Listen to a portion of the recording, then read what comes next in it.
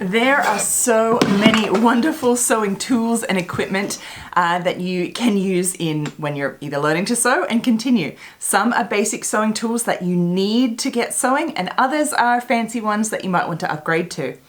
But let's just say, for argument's sake, that I don't know, maybe we're in the middle of a worldwide global pandemic and we are in total lockdown, not allowed to leave our homes, and everything's in short supply. Maybe you're even trying to buy online and the stores are out of stock even if you can go to the store, or perhaps maybe you're just waiting for your Amazon order to arrive and you just can't wait that long. I know, I'm a little bit anxious too. You're starting to learn how to sew. This is exciting. So there are tools that you need. And in this video, I want to talk about being resourceful. What tools, sewing equipment might you have already at home that you could use when you're in a bit of a jam?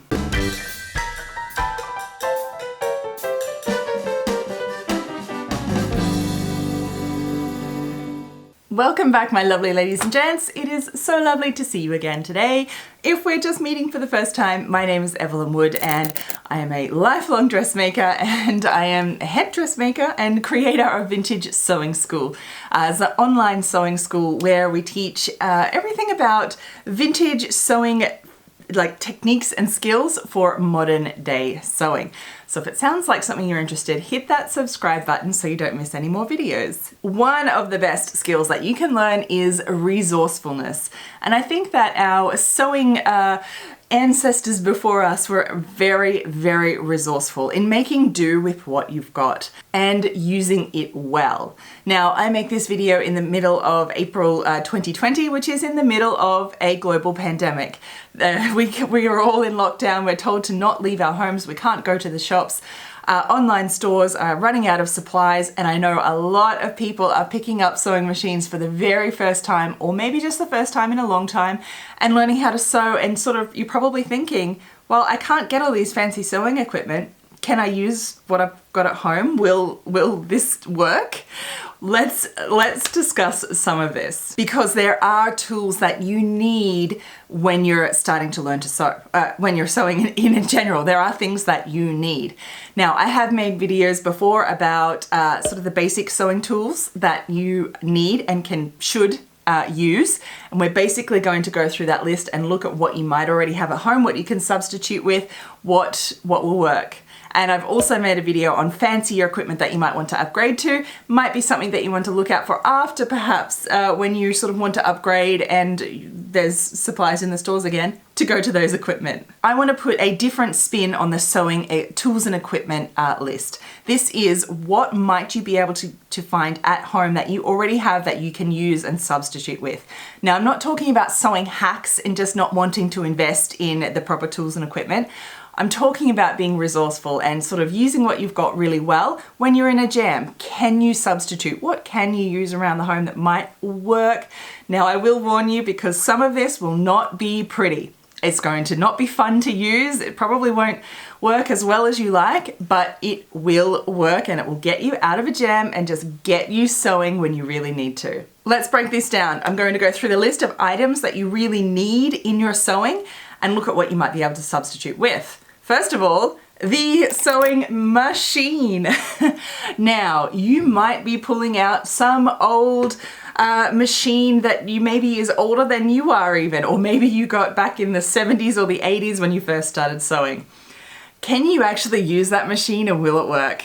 Absolutely yes. So these older machines are heavy, but they are made to last. So what I recommend that you do is just give it a nice clean and oil. Older machines usually need oiling. Modern machines not so much. Just Google the machine model and that will help give you some direction there. Give it a good clean. So you need to take off the metal plate underneath the foot here, take it all off, clean it all out, give it a nice freshen up, and it should work really fine. So just test it before you sew it. Get used to sewing it first before you move on to whatever it is that you're about to make. Now, my first substitute is, perhaps you don't have one of these little brushes that come with a new machine to clean out your machine. So what can you use? I bet you have some old makeup brushes, some paint brushes, maybe in the kids supply, grandkids supply of paintbrushes, will work fine. So just obviously clean it up. You don't want any dust or anything, makeup or anything on it at all. Make sure it's a really clean brush. And then you can use that to actually clean out all the fluff in your machine, because that's the biggest thing that doesn't make it work. So use those as a substitute for cleaning tools. Let's talk table and workspace. So generally you probably have a kitchen table or some kind of table that you can use.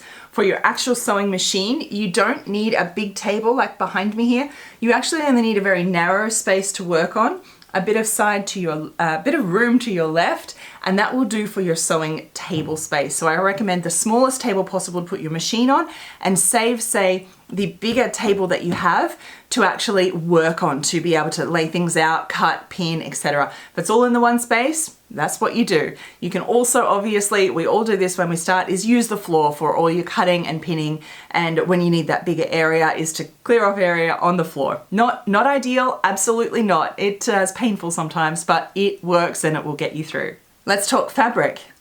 What do you use when you can't get fabric from the fabric store? It's really hard.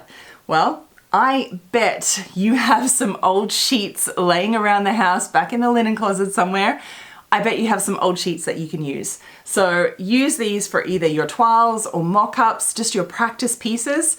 They're great. The sheet fabric is fantastic, and I always recommend using secondhand sheets for all those practice pieces. Your toiles, your mock-ups is fantastic. And you might even have some lovely vintage ones that you can make a full beautiful garment out of, bags, masks, out of. So do look in that linen cupboard and look for those old sheets. I bet you have some in there. What do you cut this fabric with?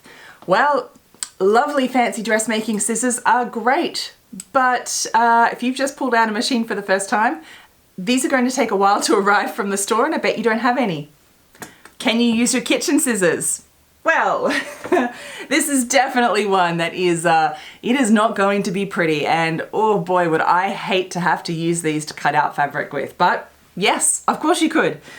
Let's actually test I pulled these out of the kitchen cupboard. There you go.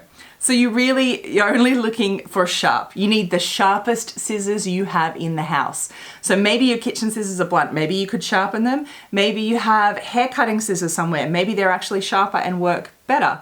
It'll just depend. You want something that you can cut your whole hand in. Tiny little scissors will be really difficult to cut, but you want the sharpest pair of scissors in the house. Kitchen scissors will get you by. It won't be pretty, but it'll get you by.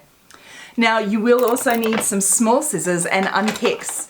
So this is where you get snips or an unpicker, little embroidery scissors. You need something small like this for those tiny little jobs, cutting, nicking threads, unpicking. But what if you don't have any of these? What could you use? Well, I bet you probably have some nail scissors around home, and these are nice tiny little scissors that will do the job. Again, you're really looking for sharpness. So maybe if you've got something to actually sharpen them with, great. If not, just test and see how sharp they are, if they're going to work or not. But I bet you have some tiny little scissors that will work and get you by. You really do want, I mean, you can use the kitchen scissors, of course. They're just really awkward. If you have something smaller, you will want both if you can. Now you will also need something to mark out fabric, mark in notches, all of these sort of good things. So, don't have any fancy chalk or marking pens or anything like that? Yeah, probably not laying around the home. So what can you use? Well, I would recommend using not lead pencil or not textures that you find around home, because these things will stain and mark your fabric. They won't wash out, they're going to stay there. So maybe your kids or grandkids have some chalk that you could actually borrow. Now you could get these and actually sort of file it down so that it maybe even more replicates Taylor's chalk. It will be quite crumbly, so I mean, we're working with what we've got. Maybe if you don't have anything like that, maybe a pencil or something like that is all you have, then I would recommend the lightest color possible. This is like a lead pencil is really dark and you'll probably see through different spots. look for the lightest color that you can find that doesn't sort of, you know, you can't see through it on the other side when you make markings, things like that. And always mark on the wrong side of your fabric because it might stain. Avoid textures or anything ink because those will run out likely through the wash and could stain other things, and you just don't want that.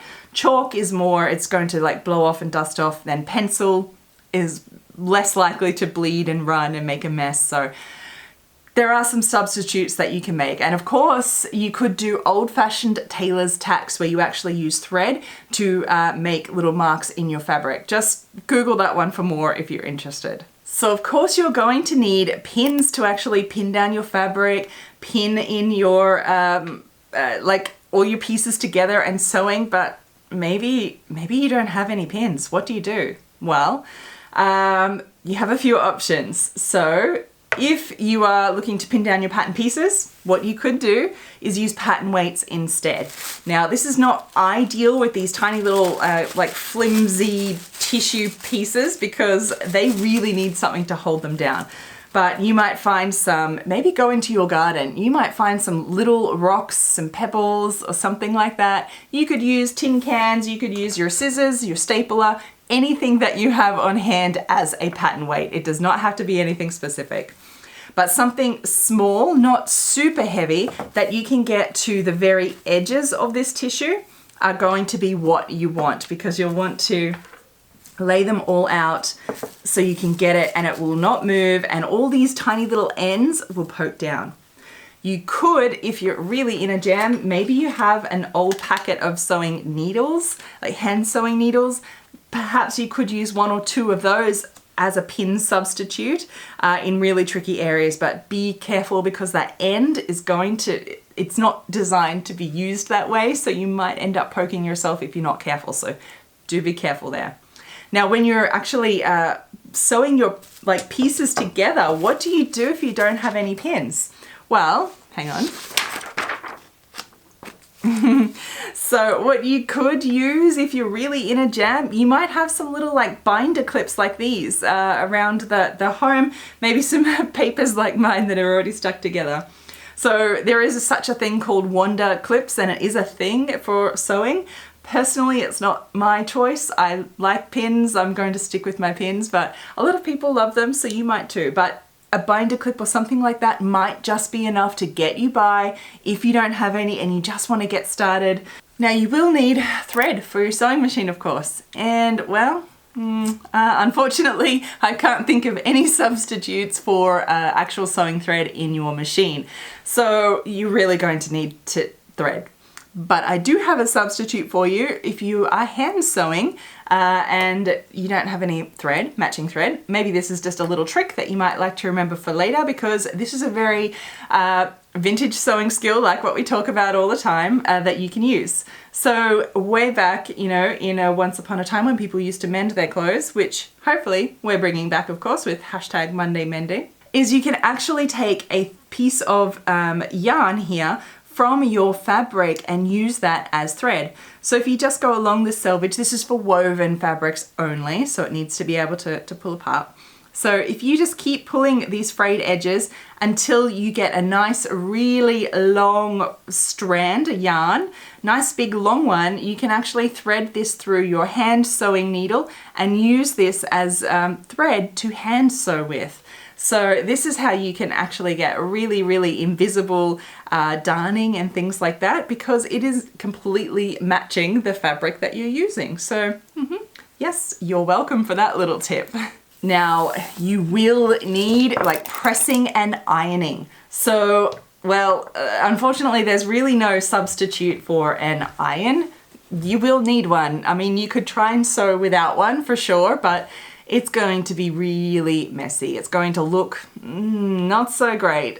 You really do need an iron to be able to press all your seams, press everything in place and make it work and make it easy for you to sew. So I do though have a few recommendations if you don't have an ironing board. It's really easy. I do bet you have a table, and all you need to do is to lay down some nice towels. Probably get a little bit, you want a little bit of padding there. You can just lay down some Try and go for 100% cotton and not polyester cotton if you can, but just use what you've got. Know that polyester just needs a lower temperature, otherwise it's going to melt. Lay down some towels and use that to actually iron on as an ironing board on your tabletop. Now, pressing hams are not essential, but when you get one, they totally turn into an essential and you don't know how you sew without one. I actually do have links to all of these sewing tools and equipment, the ones that you can get, particularly pressing hams, are down in the description box below. So if you can and at a different time upgrade to these, I definitely recommend it for sure. You will not regret it. But what you could do, say for myself, I hate pressing without a pressing ham. I mean, I take this traveling with me, for real. So what could you do if you don't have one? You could use a rolled up towel to use and to get over those curves and you know, those curved seams and just even the flat seam to get on top. This could work. You know, it's not pretty, it won't be easy to use or work with, but it will get you out of a jam if you're in a jam. So rolled up towels, a few uses there. So a lot of patterns and garments are going to require interfacing. Now, this is actually what sparked this sort of video idea. Was a member of my vintage sewing school was out of interfacing and can't get any from the shops, and asked, is there a good substitute? So this is where this whole video sparked from. So this one made me think, well, you know, yes, interfacing is used as a stiffener, as a stabilizer, to give structure to a garment around those like neckline edges and areas that need extra structure to be finished nice, neat, and crisp. So once upon a time, of course, there was no fusible interfacing. They had sew-in interfacing, which is basically like just sewing in a stiffener to work. So you could substitute with, depending on how much of a stash that maybe you have around you at home, you could use maybe a silk organza or something. You might have a canvas or something you could to use as a sort of stiffener backener instead of the fusible interfacing. And you could kind of quilt that second layer of fabric together if you really wanted to kind of hold the two layers as one instead of the fusing. You could actually quilt them together. Another suggestion I think would be easier is to cut out another piece in either the same fabric or something slightly lighter and use this. You want to starch it. So good old-fashioned starch. I bet you can still get this at the supermarket. They haven't run out of this. Old-fashioned starch, and really starch it up so it's crisp and so it should feel almost like paper and cardboard. Crisp it up and then actually sew that to your facing and use that as your interfacing and sew them as you normally would. Again, you could quilt those together so that they stay as one, but use it then, that piece, as your fusible interfacing, and there you go. Because it's all starched and stiff, it will give you that nice neat edge that you need. Of course, this washes out in the wash and you need to restarch every time, but it will get you through a jam when you just want to get sewing but you can't get to the shops or we're in lockdown. So we're talking being resourceful and using what we can. Now, we talk all the time about these things at vintagesewingschool.com. If you are looking to really learn these sort of different skills that you need for sewing and really take your sewing to the next level, I do invite you to come join us at Vintage Sewing School. It is a membership, an online learning platform where you learn at your own pace all of the ins and outs of sewing to really understand what you're doing so you can create everything that you wanted. And we also have the best community there of helpful community members that are just there to support you and cheer you on when you need it. So do come join us at vintagesewingschool.com. Now, there are a few other tools that you might have around home, not necessarily all essentials, but you will need something to measure and like measure things out with, right? I mean, we have all seen the lovely dressmakers tape measures, but what if you don't have one of these around home? I'm sure somewhere around the home you have a ruler. Again, maybe in the kids or the grandkids' craft supplies might be a ruler hanging around somewhere. You can use this for most things. It's not flexible like this, but I'm pretty sure it will get you through what you need for the time. The other thing that you might have is when we're sewing, we often need to poke out corners or little like straps and things like this. I bet you have some maybe chopsticks around home. In lieu of a fancy loop turner, if you can, you definitely want to get yourself a loop turner. This is the job that they designed for. But if you don't have one, a chopstick will be able to push out and poke through all of those corners and even help you turn through those spaghetti straps and roulette straps when needed as well. I bet you didn't think that there were this many different sewing tools and equipment and maybe substitutes around the home that you could use if you're in a jam. Now, as I said, I'm not talking about being stingy and just not wanting to invest in tools and equipment, because trust me, when you do, these kinds of things make your sewing life so much easier. And things like using your kitchen scissors, well, it's not pretty, but it will get you by, and you can, you know, still get into this beautiful hobby of ours of sewing if you're in a jam. Now, I do want to hear from you. What do you think of these sewing tools and equipment? And do you have any others that you use or know of that I didn't mention here? Leave me a comment below and make sure you go read all of those, because there might just be a little hidden gem there. Like this video if you like it, and please do share it with anyone that you know that could use these little sewing tips and tricks, because the more people that we have knowing all of these and sharing this knowledge, the better. So until next time, happy sewing. Bye.